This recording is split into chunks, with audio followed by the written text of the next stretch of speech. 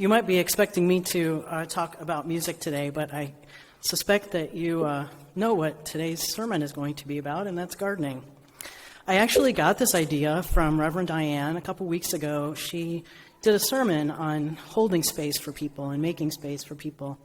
And she asked the congregation, does anybody ever save a seat for people at a concert or in line? And you know, I'm oriented towards gardening, so I heard her say, has anyone ever saved a seed for people? I'm like, of course, I save seeds all the time, and I love it when my friends save seeds for me. So that's how I got the idea. I'd like to talk about gardening as a possible spiritual practice. And I say possible because I'm not sure of all of the components that make up a spiritual practice, but it seems to me like gardening really fits the bill. It requires the same traits as many of the most formative spiritual practice: patience, attentiveness, diligence, self-control, and in turn cultivates many of the elements that I believe draws us to the sacred, including mindfulness, creativity, and of course, curiosity. And for me, it really calls to mind our seventh principle: respect for the interdependent web of all of existence of which we are a part.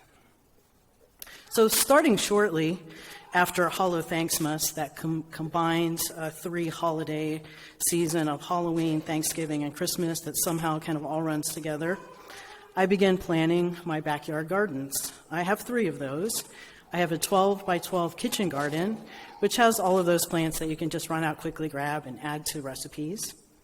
I have an herb garden that started out in the shape of a butterfly, and it was to encourage my 8-year-old at the time to help me with gardening and to engage in the gardening process. But now it looks, he reminded me a couple weeks ago, it looks more like an amoeba. It doesn't have much of a form anymore.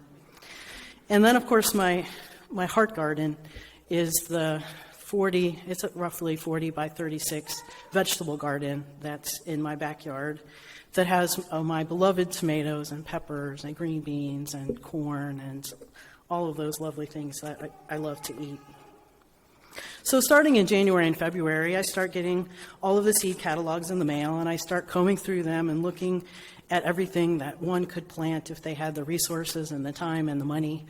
I do know that seed catalogs, you can see those online, but it's a practice for me. I like to receive the catalogs, comb through them. It's as if they're sacred texts.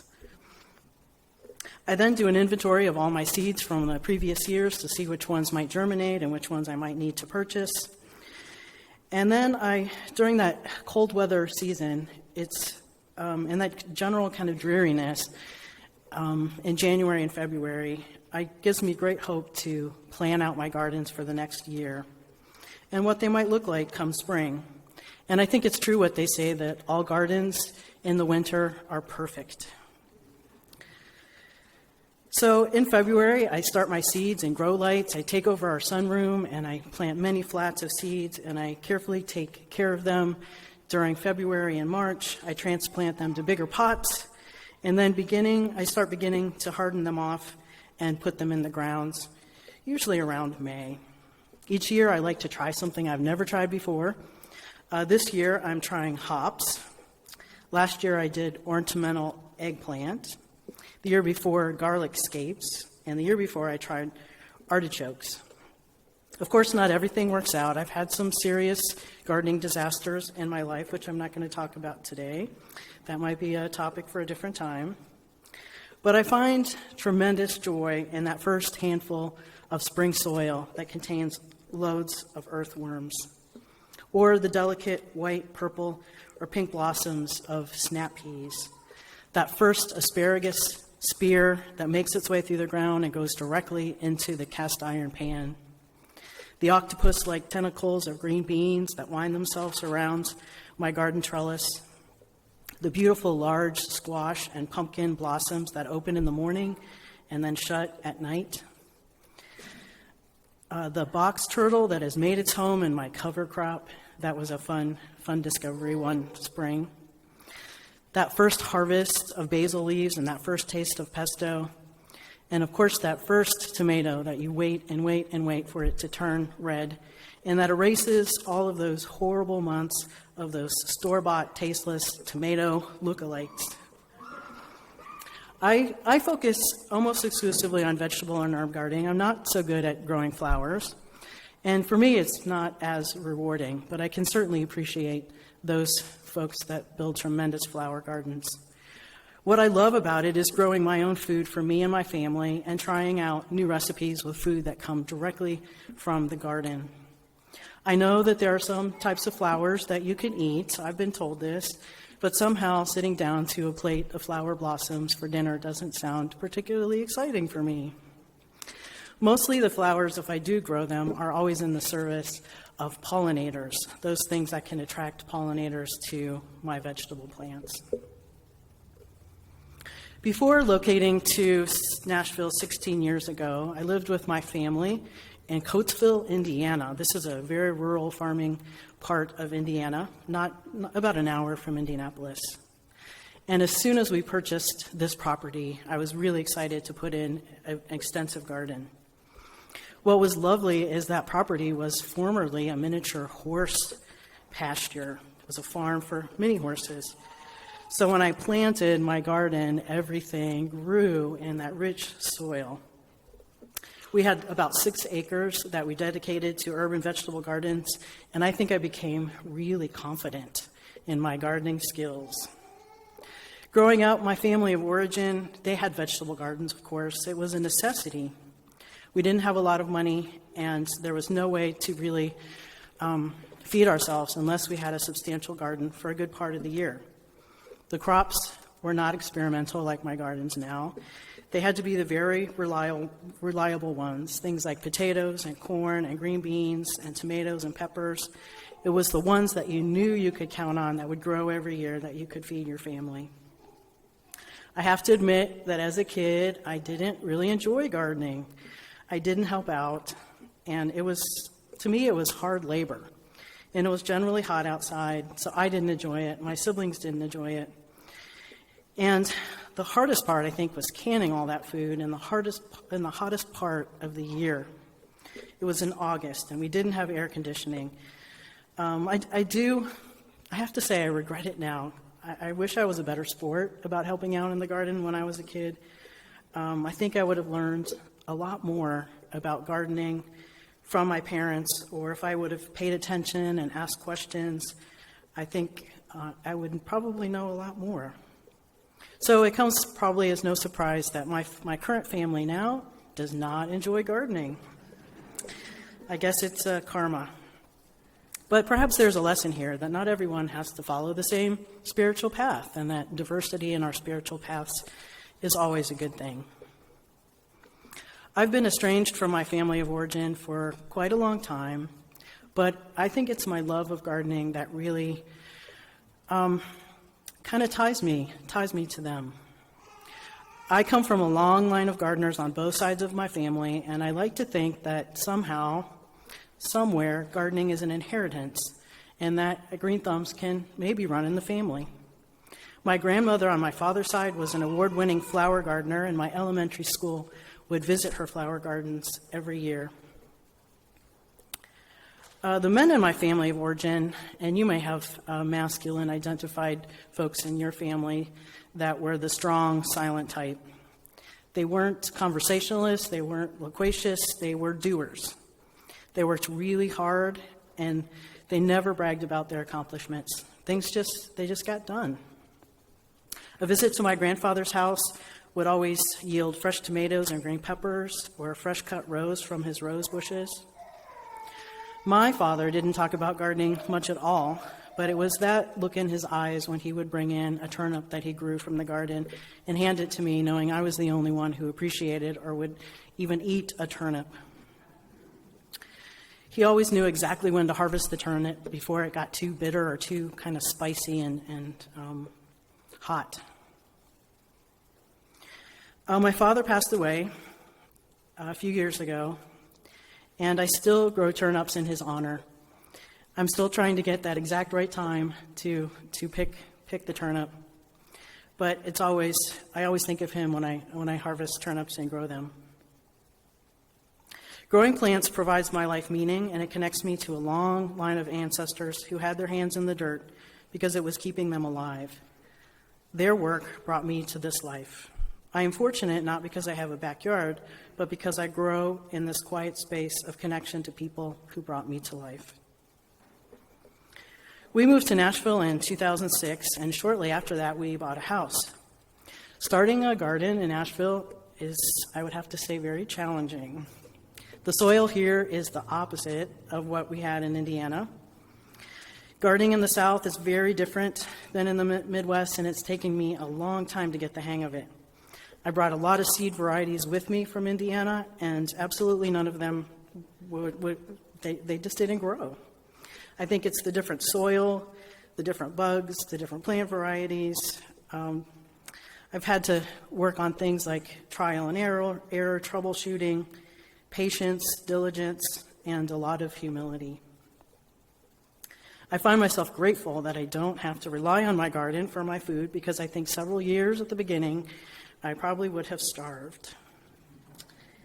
Most days, I find myself feeling a lot like Mr. McGreely in our story, Muncha Muncha Muncha, but instead of trying to keep the rabbits out, it's always the squirrels. I have battles with squirrels and then ultimately end up sharing the harvest with them, in addition to deer, box turtles, and chipmunks. A few years ago, there was a popular book that was read by a lot of gardeners, and you may have read this book. It's called The $64 Tomato.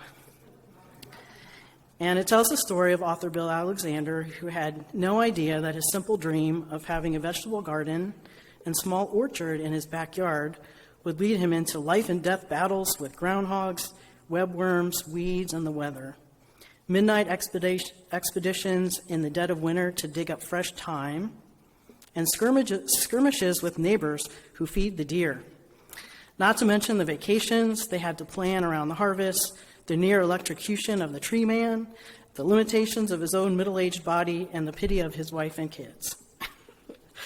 So the author decides to run, just for fun, a cost analysis adding up everything from his live animal traps to the Velcro tomato wraps, and then calculating over the life of the garden.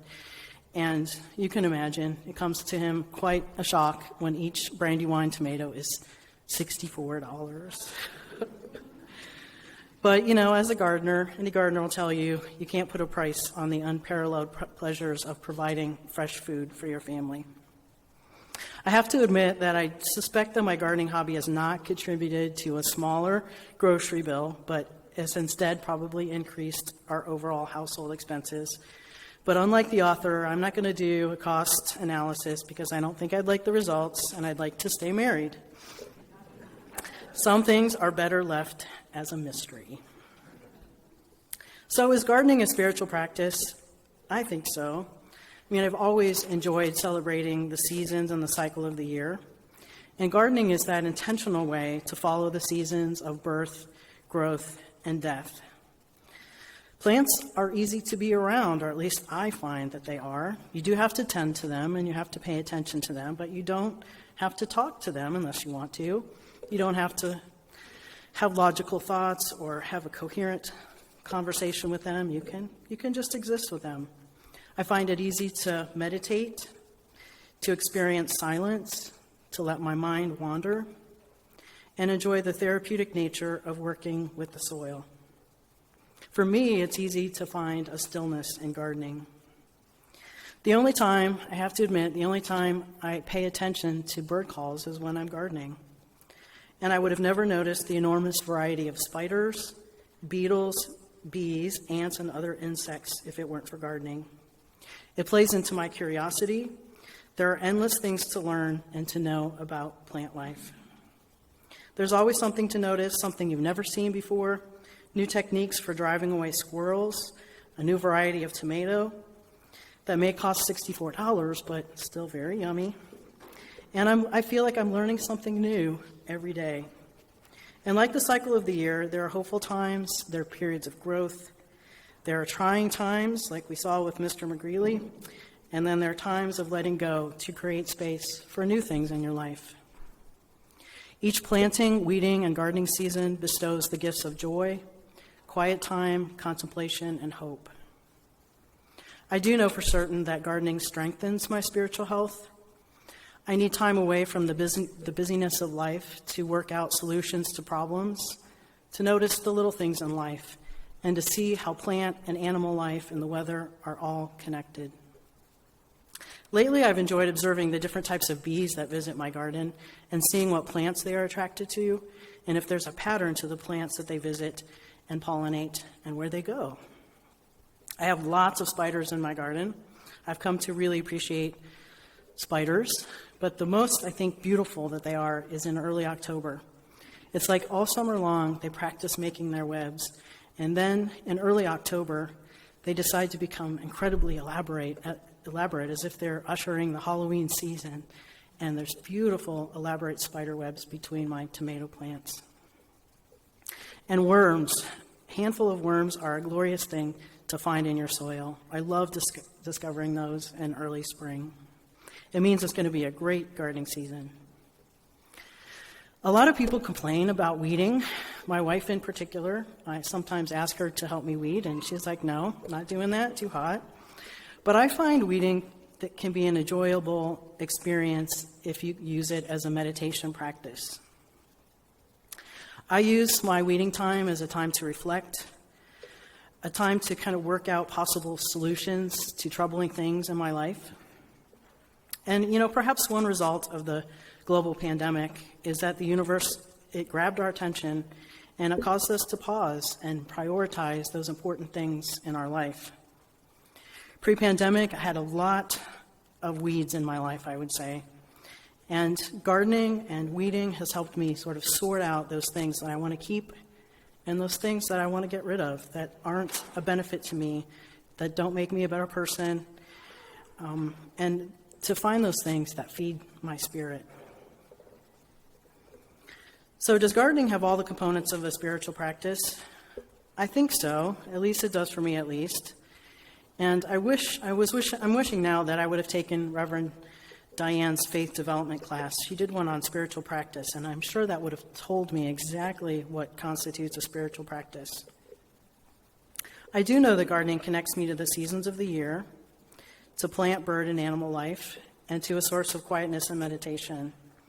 It connects me to my ancestors, to life's lessons of patience, perseverance, and humbleness. Gardening gets me away from computer screens, cell phones, and it calls me to pay attention to the things around me. And it provides me hope even in the dreariest of times. It helps me to weed out negative things in my life and provides a fountain of learning, trial, and error, and the joy of accomplishment despite all odds. If it's not gardening, I hope that you have a spiritual practice in your life that maybe masquerades itself as a treasured hobby that causes you to have a deep respect for the interdependent web of existence of which we are all a part. Thank you.